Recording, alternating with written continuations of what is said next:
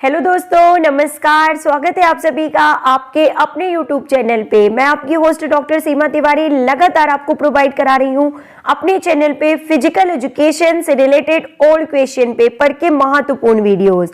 तो दोस्तों, आप किसी भी कॉम्पिटिटिव एग्जाम की प्रिपरेशन कर रहे हैं, आपको इन सभी वीडियोस को पूरा देखना है। प्लेलिस्ट में जाके आप जितने भी ओल्ड क्वेश्चन पेपर हमने अपलोड किए हैं अपने चैनल पे, उन सभी को आप प्लेलिस्ट में जाके एक बार जरूर देखें, ताकि आप किसी भी एग्जाम की प्रिपरेशन अगर कर रहे हैं तो उसमें आपकी पूरी हेल्प होगी। ऐसे क्वेश्चन ही आपको आगामी सभी प्रतियोगी परीक्षाओं में देखने के लिए जरूर मिलेंगे। आप कोई भी एग्जाम का क्वेश्चन पेपर उठा के देख सकते हैं और in old question paper videos को देख सकते हैं कि कहीं ना कहीं हर ओल्ड क्वेश्चन पेपर से जो क्वेश्चंस होते हैं वो सभी एग्जाम्स में पूछे जाते हैं। तो शुरू करते हैं एक और क्वेश्चन पेपर की सीरीज जो कि आज हम आपके लिए लेके आ गए हैं। Let's start with question number 1। Syphilis disease के लिए जो जिम्मेदार है या जो इसका कारण है वो क्या है? सिफिलिस के लिए कारण क्या होता है, यानी यह किसके कारण होता है? And the correct answer is option number 1। Syphilis जो है ये एक प्रकार का बैक्टीरियल डिसीज है। देखिए दोस्तों, जो कि बैक्टीरिया ट्रेपोनेमा पैलिडम के द्वारा होता है। तो सिफिलिस के लिए जो जिम्मेदार है वो है bacteria Treponema pallidum. This is correct answer. Okay, now let's move to next question and it is asking that अबंधता पाठ्यक्रम है। तो अबंधता पाठ्यक्रम यानी कि जो पाठ्यक्रम है, जो क्यूरिकुलम है, जो होता है क्यूरिकुलम, वो किस पे बेस्ड होना चाहिए, या whether it is child centred और टीचर सेंटर्ड। तो जो करेंटली जो क्यूरिकुलम डिजाइन किए जाते हैं दे ऑल आर बाल केंद्रित, मीन्स सेंटर चाइल्ड सेंटर्ड, यानी कि ये बाल केंद्रित होते हैं। This is correct answer. Next, कौशल सीखने की योग्यता पर व्यक्तिगत भिन्नता का प्रभाव किसके द्वारा प्रभावित होता है?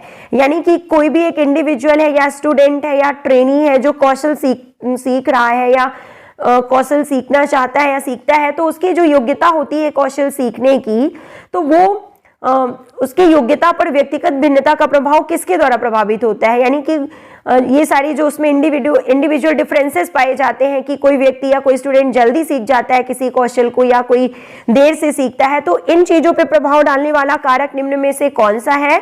तो करेक्ट आंसर आप सभी ने गेस ही कर लिया होगा कि हेरिडिटी और एनवायरमेंट, ये दोनों ही फैक्टर जो हैं इफेक्ट डालते हैं किसी भी इंडिविजुअल के कौशल सीखने की योग्यता पर। तो दिस इज करेक्ट आंसर। आनुवांशिकता एवं परिवेश, heredity and environment is correct answer.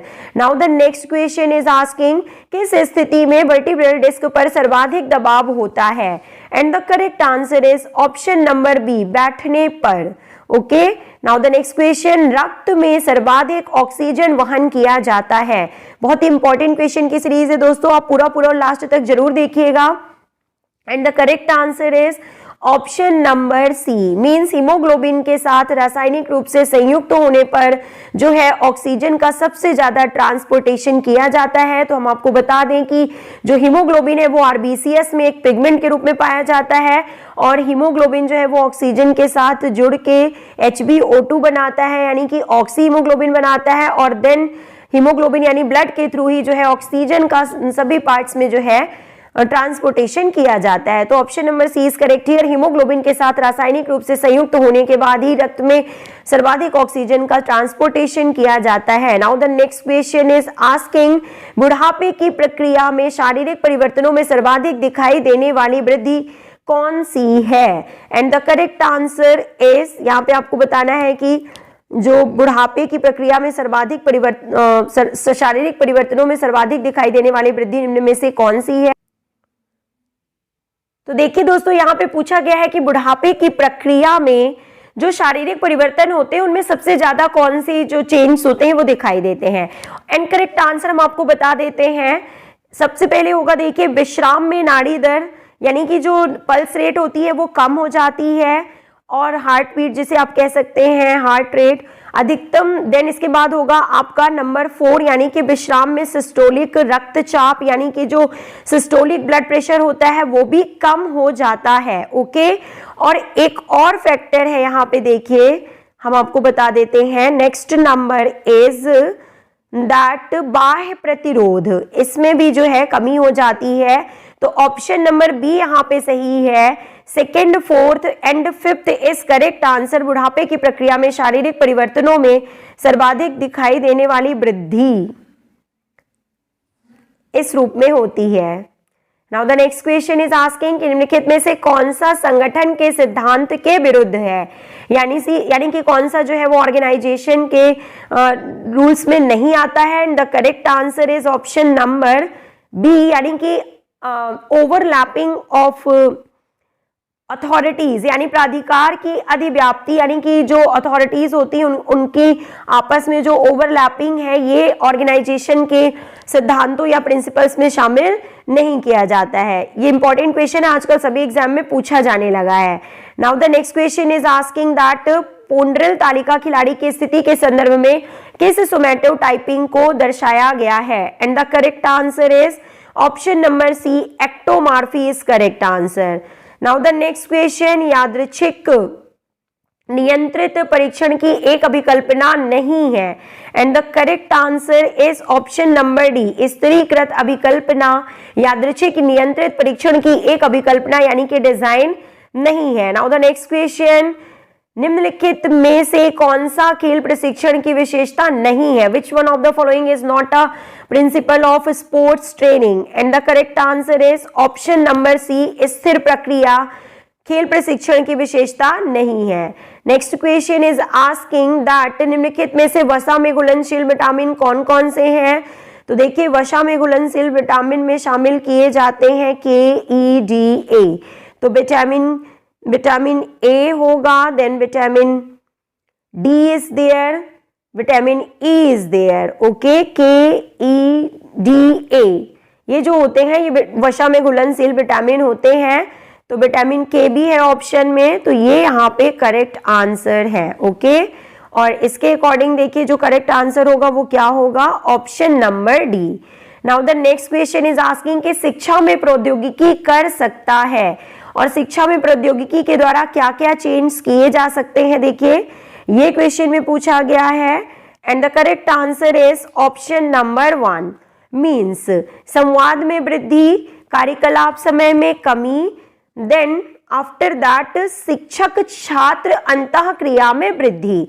तो शिक्षा प्रौद्योगिकी के द्वारा ये सभी बातें जो है पॉसिबल होती हैं, यानी संवाद में वृद्धि, कार्यकलाप समय में कमी एवं शिक्षक छात्र अंतः क्रिया में वृद्धि, ये होता है by using the technology in education. Now the next question is asking that प्रभावशाली टीम वातावरण किसके द्वारा विकसित होता है। And the correct answer option number C, it means सामाजिक समर्थन, विशिष्टता, समीपता एवं निष्पक्षता प्रभावशाली टीम वातावरण के द्वारा विकसित किए जाते हैं। सामाजिक समर्थन, विशिष्टता, समीपता एवं निष्पक्षता, ये सभी गुण जो हैं प्रभावशाली टीम वातावरण के द्वारा विकसित होते हैं। Now the next question is asking that परिवर्तनकारी गति का मतलब क्या होता है, पर्यावर्तनकारी गति, सरकमडक्शन मूवमेंट की बात की जा रही है। तो सरकमडक्शन मूवमेंट को करने वाले दो जोड़ कौन कौन से हैं। And the correct answer is option number D, it means सिर की intervertebral, okay, and option number 4 पैर की उंगलियों की मेटाकार्पोफैलेंजेस। इन सभी में, इन दोनों में सरकमडक्शन मूवमेंट आते हैं, यानी होते हैं सिर की इंटरवर्टिब्रल एवं पैर की उंगलियों की मेटाकार्पोफैलेंजेस में जो है आपको सरकमडक्शन मूवमेंट देखने को मिलता है। Now the next question is asking अधिक ऊंचाई पर 1 मिनट से अधिक दौड़ प्रतिस्पर्धा में प्रदर्शन को महत्वपूर्ण रूप से प्रभावित करता है। ओके, अधिक ऊंचाई पर 1 मिनट से अधिक दौड़ प्रतिस्पर्धा में प्रदर्शन को महत्वपूर्ण रूप से प्रभावित करता है कौन सा factor. Option number 1 is correct here, means कुल बैरोमेट्रिक दबाव में कमी हो जाती है, देन ऑक्सीजन के आंशिक दबाव में भी कमी होगी अधिक ऊंचाई पे, और साथ ही साथ देखिए पेशी को ऑक्सीजन उपलब्धता कम हो जाती है। ये सभी परिवर्तन आपको देखने के लिए मिलते हैं अधिक ऊंचाई पर 1 मिनट से अधिक दौड़ प्रतिस्पर्धा में प्रदर्शन में। तो जब भी कोई एथलीट या प्लेयर अधिक ऊंचाई पे जाके करता है ट्रेनिंग, तो उसे एक्लिमेटाइजेशन कहा जाता है दोस्तों, और उसमें बैरोमेट्रिक दबाव में कमी आ जाती है, ऑक्सीजन के आंशिक दबाव में कमी आ जाती है और एवं ऑक्सीजन की उपलब्धता कम हो जाती है। और जब इन परिस्थितियों में कोई भी एथलीट ट्रेनिंग कर लेता है तो वो जब भी नॉर्मल कंडीशंस में या कम ऊंचाई वाले प्लेसेस में जो है कोई कंपटीशन करता है, तो इन सभी फैक्टर्स का उसे बेनिफिट मिलता है, क्योंकि वो अडॉप्ट हो चुका होता है इन सभी मींस इससे बेहतर कंडीशन में अपने आप को ढाल चुका होता है, तो नॉर्मल कंडीशन में प्रतिस्पर्धा में उसे काफी बेनिफिट होता है। Now the next question is asking that पुरुष डेकाथलॉन के दूसरे दिन होने वाली स्पर्धाओं का सही क्रम निम्न में से कौन सा है? And the correct answer option number B, it means 110 metre बाधा दौड़ सबसे पहले होगा, then after that discus throw number 2 पे, देन पोल वॉल्ट नंबर 3 पे, then after that javelin throw number 4 and 1500 metre race जो है वो 5th नंबर इवेंट होता है। तो पुरुष डेकाथलॉन के दूसरे दिन आयोजित होने वाली इवेंट्स या स्पर्धाओं में शामिल किए जाते हैं जो इवेंट्स वो इस सीक्वेंस में होते हैं 110 मीटर बाधा दौड़, discus throw, pole vault, javelin throw, और अंतिम इवेंट जो होता है वो होता है 1500 metre race. Okay, now the next question is asking that शारीरिक शिक्षा की समानार्थी स्थापना चर्चा करता है। And the correct answer is option number D, it means 3rd and 4th। प्रतिस्पर्धा और सहयोग एवं सामाजिकरण प्रक्रिया शारीरिक शिक्षा की समानार्थी स्थापना चर्चा करता है। Now the next question is asking that परीक्षण की वैधता किन विधियों द्वारा स्थापित की जाती है? एंड द करेक्ट आंसर, वैधता यानी वैलिडिटी की बात यहाँ पे की जा रही है कि कोई भी जो टेस्ट होता है, परीक्षण की बात की जा रही है, तो उसकी वैलिडिटी किन विधियों द्वारा स्थापित की जाती है? Option number 1 is correct here. 1, 2, 3, 4 and 5th ये सभी जो होते हैं ये वैलिडिटी द्वारा स्थापित किए जाते हैं। इट मींस निर्णायकों द्वारा दर्जा, खेल प्रतियोगिता में स्थान, स्थापित परीक्षण, ज्ञात स्तरों की योग्यता की तुलना, मिश्रित अंक एवं समानांतर रूप, इन सभी विधियों द्वारा स्थापित की जाती है परीक्षण की वैधता। Now the next question is asking मानक परीक्षण की कसौटी में सम्मिलित होते हैं। तो एक जो टेस्ट होता है, स्टैंडर्ड टेस्ट होता है, उसमें कौन कौन सी विशेषताएं शामिल की जाती हैं ये आपसे पूछा गया है, और सही ऑप्शंस हम आपको बता देते हैं। ऑप्शन नंबर 2 विचरणशीलता, and then option number 1 is correct here, validity होगा सबसे पहले तो, वैधता। ओके, देन आफ्टर दैट यहाँ पे नॉर्म्स होगा यानी कि मानक जिसे बोलते हैं, and then 4th number objectivity. Okay, वस्तुनिष्ठता मीन्स ऑब्जेक्टिविटी, और मानक का मतलब यहाँ पे आई थिंक रिलायबिलिटी से होगा, तो ये हो गया वैलिडिटी, आपका नंबर 1 पे हो गया वैलिडिटी, नंबर 2 पे हो गया रिलायबिलिटी होगा, और देन 3rd नंबर पे जो होता है वो होता है ऑब्जेक्टिविटी। तो ये तीनों ही फैक्टर्स जो होते हैं एक स्टैंडर्ड टेस्ट में शामिल किए जाते हैं। ओके, तो option number C is correct here. Now the next question is asking, नीचे दिए गए कूट का प्रयोग कर बाह्य भार की प्रमात्रा का सही संयोजन आपको बताना है। Okay, and the correct answer is option number B. Option number B is correct here. It means भार का परिमाण, प्रशिक्षण साधनों का प्रकार, व्यायाम की गुणवत्ता एवं भार की तीव्रता, ये जो यहाँ पे दिए हुए हैं ये ऑप्शन सही है बाह्य भार की प्रमात्रा के सही संयोजन के रूप में। तो these are the correct answers, भार का परिमाण, प्रशिक्षण साधनों का प्रकार, व्यायाम की गुणवत्ता एवं भार की तीव्रता। This is correct answer. Now the next question is asking, नीचे दिए गए कूट में से सही क्रम को आपको चुनना है। किसके लिए? कम्युनिकेबल डिसीजेस के जो पैथोजेन होते हैं, या आप कह सकते हैं कम्युनिकेबल डिसीजेस के कंट्रोल एंड कोऑर्डिनेशन के लिए, कंट्रोल के लिए यानी प्रिवेंशन के लिए आप कह सकते हैं किन चीजों को किस सीक्वेंस में रखा जाना चाहिए इन स्टेप्स को। एंड द करेक्ट आंसर देखिए, सही सीक्वेंस क्या होगा, option number D. It means सबसे पहले आपका आता है अधिसूचना, then after that vaccination, then after that treatment number 3 पे, देन 5th नंबर पे आपका आएगा, सॉरी यहाँ पे थोड़ा सा सीक्वेंस गड़बड़ हो गया है। नंबर 1 पे आएगा आपका अधिसूचना, नंबर 2 पे सेपरेशन, यानी कि सबसे पहले उसमें उसके सिम्टम्स देखे जाएंगे, देन सेपरेट करना, देन नेक्स्ट जो है वो होगा आपका ट्रीटमेंट 3 नंबर पे, देन वैक्सीनेशन होगा 4th नंबर पे, और 5th नंबर पे क्या होगा आपका ऑप्शन नंबर 1 रोगाणुनाशक यानी कि पैथोजेन।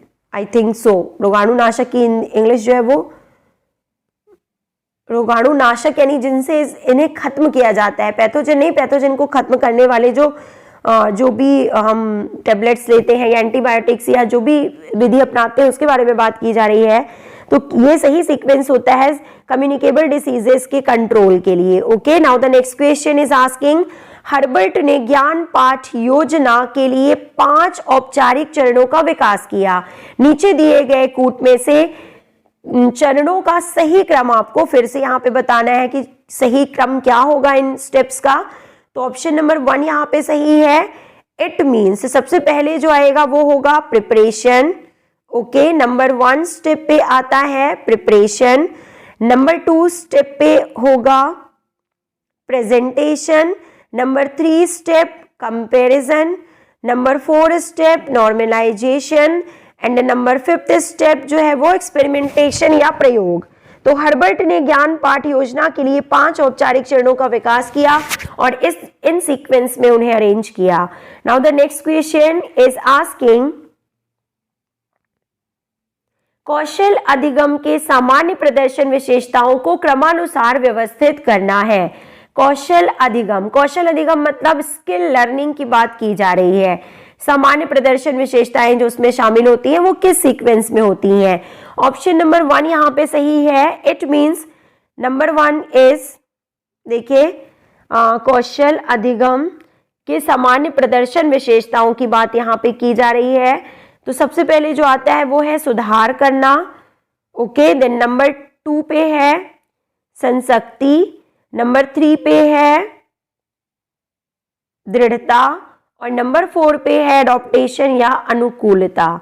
तो ये यहाँ पे सही सीक्वेंस है। Now the next question is asking, निम्नलिखित मांसपेशियों को नीचे से ऊपर तक की उनकी लोकेशन के अनुसार आपको सही तरीके से व्यवस्थित करना है।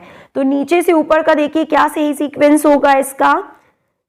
ऑप्शन नंबर बी यहाँ पे सही है। इट मींस सबसे पहले जो आएगी मसल वो कौन सी है, peroneus brevis, then after that adductor magnus, then after that pectineus number 3 पे, देन इलिकस नंबर 4 और नंबर 5th पे जो आएगी वो सोलियस मेजर होगी यहाँ पे मसल, सोयस मेजर। तो काफी हिंदी में लिखे हुए हैं ये टर्म्स और क्लियर नहीं है कि किस मसल के बारे में एक्चुअली बात की जा रही है, लेकिन जो नीचे से ऊपर तक की लोकेशन के अनुसार जो सही क्रम है वो इस प्रकार से है। तो दोस्तों ये है आज का आपका होमवर्क क्वेश्चन। इस क्वेश्चन का आंसर आपको हमें कमेंट बॉक्स में लिख के बताना है। वीडियो अच्छा लगा हो तो लाइक जरूर कीजिए।